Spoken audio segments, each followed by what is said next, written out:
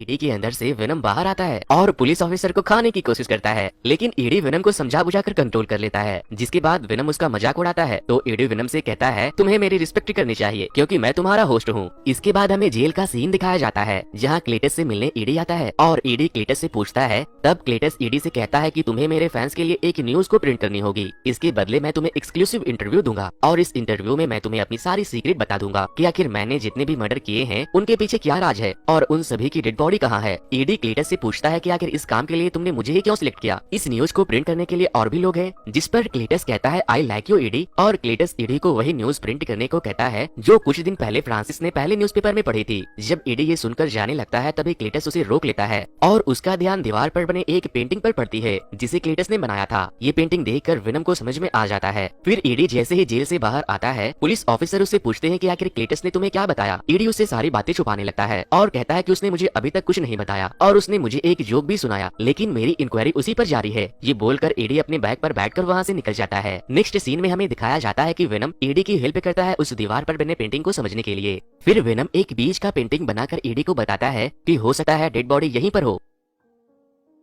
फिर next day बहुत सारे पुलिस ऑफिसर उसी बीच पर पहुंचते हैं जिसे वेनम ने ईडी को पेंटिंग के हेल्प से समझाने की कोशिश की थी और तभी वेनम की बात सच हो जाती है। पुलिस वालों को वहां बहुत सी डेड बॉडी मिलती है जिनका क्लेटस ने मर्डर किया था। इसके बाद बहुत सारे रिपोर्टर्स ईडी के पास आकर उसे पूछते हैं कि क्या तुम्हारी क्लेटस से दोस्ती हो गई है, जो क्लेटस ने अपने सारे सीक्रेट्स तुम्हें बता दिए, क्योंकि अभी तक सिर्फ तुम ही एक ऐसे हो जो उसे अकेले में मिले हो और तुम्हारे मिलने के बाद ये इन्फॉर्मेशन हमें मिल पाई है। दूसरी तरफ ये दिखाया जाता है कि इतने सारे एविडेंस मिलने के बाद क्लेटस को सच्चाई मौत सुना दी जाती है। अब ये न्यूज हर जगह वायरल हो चुकी थी। फ्रांसिस को भी ये बात पता चल जाता है और ये न्यूज सुनकर फ्रांसिस बहुत गुस्सा होती है और दूसरी तरफ क्लेटस को ये लगता है कि ईडी ने उसे धोखा दिया है। क्लेटस इन सभी चीजों के लिए ईडी को ब्लेम करने लगता है क्योंकि ईडी इस न्यूज की वजह से फेमस हो गया था। अगले सीन में हमें एक शॉप को दिखाया जाता है जहाँ एक शॉपकीपर ईडी को कहता है कि वेनम की चॉकलेट्स खत्म हो चुकी है, जिस पर वेनम ईडी से कहता है बोलो तो तुम्हारा हिस्सा चबा जाऊं, लेकिन ईडी वहाँ से निकलकर चिकन सूप पर आ जाता है और वेनम को बोलता है जल्दी से चिकन उठाओ और यहाँ से निकलो। तभी ईडी और वेनम वहाँ से जा ही रहे थे कि वो लोग रास्ते में एक चोर को देखते हैं जो कि एक लेडीज को परेशान कर रहा था। वो कमीना उससे पैसे छीनकर भागने की कोशिश करता है, लेकिन तभी वेनम उसे पकड़ लेता है और उसे उल्टा करके खाने की कोशिश करता है। जिसके बाद ईडी उसे कहता है कि अगर तुमने ऐसा किया तो हम लोग बहुत बुरे फंस सकते हैं। ईडी वेनम को ऐसा करने से रोकने के लिए बहुत रिक्वेस्ट करता है। वेनम उसको छोड़ देता है और दोनों आगे बढ़ते जाते हैं। नेक्स्ट मॉर्निंग ईडी के पास क्लेटस का लेटर आता है जिसमें ये लिखा था कि ईडी मुझे तुम्हारी वजह से मौत की सजा मिली है, और इसमें वो अपने बुरे कामों को भी लिखता है कि कैसे मैंने अपने ग्रैंड माँ को खत्म किया और अपने मॉम को बाथटब में डुबाकर मार डाला। इसका मतलब ये था कि क्लेटस ने अपने फैमिली तक को नहीं बख्शा था। क्लेटस ने ये भी लिखा था कि इन सब के बाद मेरे फादर ने मुझे एक ऑर्फेन में भेज दिया था, वहाँ के बच्चे मुझे पीटा करते थे। फिर मैं फ्रांसिस से मिला जिसके पास सोनिक पावर थी और हम दोनों ही एक दूसरे से प्यार करने लगे, इसीलिए ईडी मैं तुमसे आखिरी बार मिलना चाहता हूँ। ईडी उसे मिलने के लिए एग्री हो जाता है। अगली सुबह ईडी क्लेटस से मिलने जाता है। क्लेटस ईडी को बताता है कि मैं हमेशा एक परिवार चाहता था, जिस पर ईडी कहता है ये तो होना ही था अपने मॉम और दादी को खत्म करने के बाद, लेकिन वो अपने मौत का जिम्मेदार ईडी को बता रहा था और वो ईडी को गुस्सा दिलाने की कोशिश कर रहा था जो कि क्लेटस की चाल थी। ईडी को गुस्सा दिलाते दिलाते वेनम को गुस्सा आ जाता है और वो ईडी के पेट से अपना हाथ निकालकर उसे मारने लगता है। तभी क्लेटस ईडी के हाथ पर बैठ करता है। फिर वहाँ एक गार्ड आता है और उन दोनों को अलग करता है। फिर ईडी वहाँ से जाने लगता है। तभी क्लेटस ईडी से कहता है मैंने औरों का भी खून टेस्ट किया था, लेकिन तुम्हारा खून अलग है। जब क्लेटस ने ईडी को बैट किया था तो उसकी सिम्बायोटिस का थोड़ा सा पार्ट उसके खून में मिलकर क्लेटस के अंदर चला गया था। नेक्स्ट सीन में हमें दिखाया जाता है कि ईडी अपने घर पहुंच चुका था और वेनम ईडी से माफी मांगता है कि मुझे ऐसा नहीं करना चाहिए था, बेटा ईडी मुझे माफ कर दे। ईडी वेनम से कहता है कि तुम्हें अपने आप पर कंट्रोल रखना चाहिए, अगर तुम क्लेटस को खत्म कर देते तो उसके मर्डर का ब्लेम मुझ पर आ जाता। फिर उन दोनों में फिर से बहस शुरू हो जाती है। वो एक दूसरे को बुरा भला कहने लगते हैं। वेनम ईडी से कहता है कि तुम एक लूजर थे, मैंने तुम्हें बचाया और तुम्हें एक नई पहचान दी। ये सुनकर ईडी गुस्से में आता है और वेनम को बोलता है मुझे छोड़कर चले जाओ, और फिर उन दोनों में फाइट शुरू हो जाती है और वेनम पूरे घर में तबाही मचा देता है और फाइनली ईडी को छोड़कर वहाँ से चला जाता है और वो बाहर जाकर ईडी की बैग को भी तोड़ देता है। दूसरी तरफ क्लेटस को इंजेक्शन देकर मारा जाने वाला था, लेकिन वो लोग जैसे ही इंजेक्शन क्लेटस के बॉडी में इंजेक्ट करते हैं वो सिम्बायोट का पार्ट क्लेटस के बॉडी से कनेक्ट हो जाता है और वो रिएक्शन करना शुरू कर देता है, जिसके रिएक्ट होने से एक नया सिम्बायोट पैदा हो जाता है और वो था दी कार्नेज। देखते ही देखते कार्नेज अपने फुल पावर में आ जाता है, जिसे देखकर सारे लोग चिल्लाकर वहाँ से भागने लगते हैं और कार्नेज बहुत ही बड़े मॉन्स्टर में बदल जाता है। जिसके बाद कार्नेज वहाँ मौजूद सारे पुलिस ऑफिसर को खाना शुरू कर देता है और वहाँ जेल में मौजूद सारे कैदियों को आजाद कर देता है। उधर ईडी अपने घर में बैठा बड़े ही मजे से टीवी देख रहा था। तभी ईडी को पता चलता है कि क्लेटस जेल से भाग चुका है और ये न्यूज देखकर ईडी परेशान हो चुका था। और फिर वहाँ पुलिस ऑफिसर आते हैं और इस इंसिडेंट के लिए ईडी को जिम्मेदार ठहराते हैं। ईडी उनसे कहता है कि मैं इसके बारे में कुछ नहीं जानता।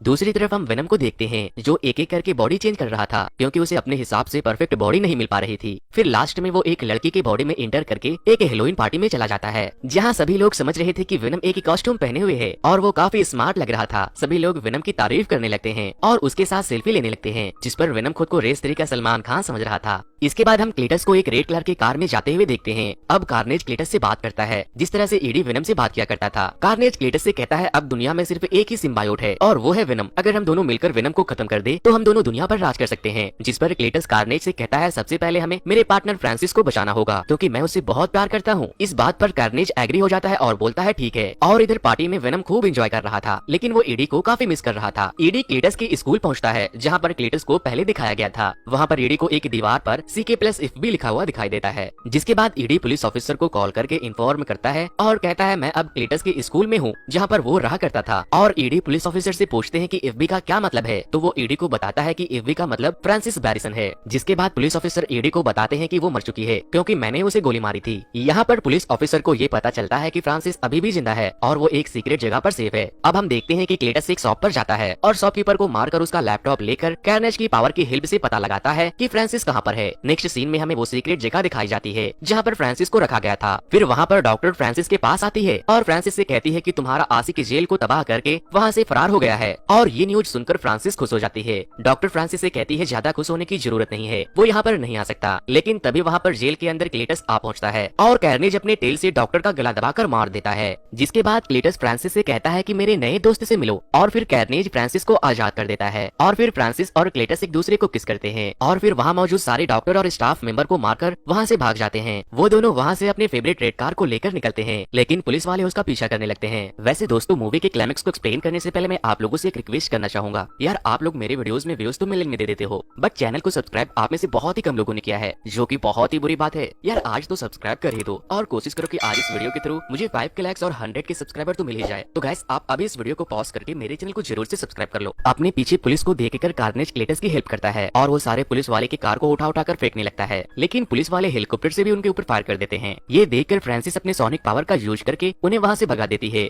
और सोनिक पावर की आवाज सुनकर कार्नेज घबरा जाता है और वो क्लीटस के अंदर छिप जाता है और कहता है कि अगर उसने दोबारा चिल्लाया तो मैं उसका सर चबा जाऊंगा। उधर वेनम दूसरे के बॉडी में आकर शॉपकीपर के पास जाता है और उनसे खाना और चॉकलेट मांगता है क्योंकि ईडी को छोड़ने के बाद वो काफी दिनों से भूखा था। इधर पुलिस ने ईडी को अपनी कस्टडी में ले लिया था क्योंकि पुलिस को लग रहा था कि कल रात जो अटैक हुआ है उसमें ईडी का भी हाथ है। पुलिस ईडी को बोलते हैं कि सब कुछ सच सच बताओ। जिसके बाद ईडी एनी को कॉल करता है और तभी एनी अपने होने वाले हस्बैंड के साथ वहाँ पर पहुँचती है। उसे ईडी कहता है कि सिटी में जितने भी इंसिडेंट हुए हैं वो सब क्लीटस ने किए हैं और जो एक अननोन पावर सबके ऊपर अटैक कर रहा है वो एक न्यू सिम्बायोट है। ईडी एनी को बोलता है कि वेनम मेरे साथ भी नहीं है इसीलिए ईडी एनी को बोलता है कि तुम जाओ और वेनम को ढूंढ कर लाओ क्योंकि सिर्फ वेनम ही है जो उसे हरा सकता है। और ईडी उसे बताता है कि वो चॉकलेट लेने शॉपकीपर के पास जरूर गया होगा क्योंकि वो शॉपकीपर ही सिर्फ वेनम के बारे में जानता है। एनी वहाँ से निकलकर सीधे शॉपकीपर के पास जाती है। वो उसे पूछती है कि वेनम कहाँ है लेकिन वेनम शॉपकीपर के बॉडी के अंदर छिपा था। एनी बोलती है कि यहाँ से चलो ईडी को तुम्हारी मदद की जरूरत है लेकिन वेनम ईडी से गुस्सा था, वो वहाँ नहीं जाना चाहता था लेकिन एनी उसे मना लेती है और वेनम एनी के बॉडी में एंटर कर लेता है। और उधर क्लीटस और फ्रांसिस पूरी सिटी में तबाही मचा रहे थे। जिसके बाद क्लीटस के बॉडी के अंदर से कार्नेज बाहर निकलता है और बोलता है मेरा अगला शिकार वेनम है। और फ्रांसिस कहती है मैं उस पुलिस को मारना चाहती हूँ जिसने मुझे गोली मारी थी।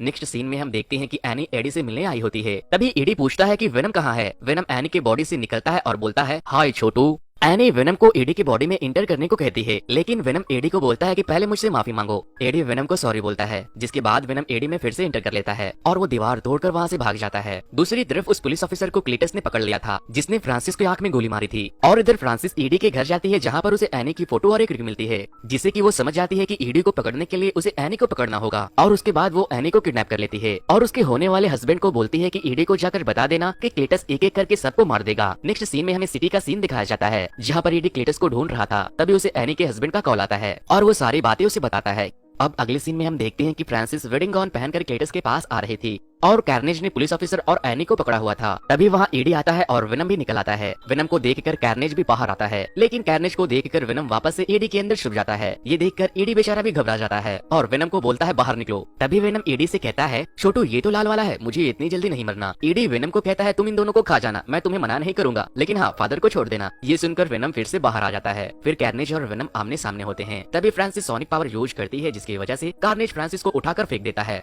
और फिर कार्नेज और वेनम में जबरदस्त फाइट शुरू हो जाती है। लेकिन यहाँ पर कार्नेज वेनम पर भारी पड़ रहा था और उसे उठाकर इधर उधर फेंक रहा था। अब क्लीटस और एडी में फाइट शुरू होती है। क्लीटस एडी के ऊपर एक हैमर से हमला कर देता है, जिससे कि एडी बहुत ही बुरी तरह से इंजर्ड हो जाता है। दूसरी तरफ फ्रांसिस पुलिस ऑफिसर के गले में चेन डालकर उसे नीचे फेंक देता है और क्लीटस एडी से कहता है कि मैं पागल नहीं हूँ, मेरे अंदर बदला लेने का पागलपन नहीं है। और ये बोलकर कैर्नेज क्लीटस के बॉडी के अंदर से बाहर आता है और एनी को मारने के लिए चर्च की बिल्डिंग के ऊपर ले जाता है। और तो और बिल्डिंग का दीवार टूटकर एडी के ऊपर गिर जाती है, जिस वजह से एडी नीचे दब जाता है। तभी वहाँ एनी के होने वाले हस्बैंड आते हैं और एडी से कहते हैं कि तुम्हें एनी को बचाना होगा, लेकिन एडी वहाँ बहुत ही बुरी तरह से फंस चुका था और उधर कैर्नेज फ्रांसिस को पकड़कर उसे मारने लगता है। क्लीटस उसे रोकने की बहुत कोशिश करता है, लेकिन वो लाचार था, वो कैर्नेज से अलग नहीं हो पा रहा था। फिर कैर्नेज फ्रांसिस को बेहोश करके छोड़ देता है और अब हम देखते हैं कि वेनम मलबे से बाहर आ गया है और वो एक रॉड लेकर बिल्डिंग के ऊपर चढ़ने लगता है। यहाँ पर हम देखते हैं कि वेनम बहुत ही कमजोर दिखाई दे रहा है और जैसे ही कैर्नेज एनी को खाने की कोशिश करता है, वेनम उसके सर पर हमला कर देता है, जिससे कि एनी छूटकर नीचे गिरने लगती है। लेकिन वेनम उसे बचाने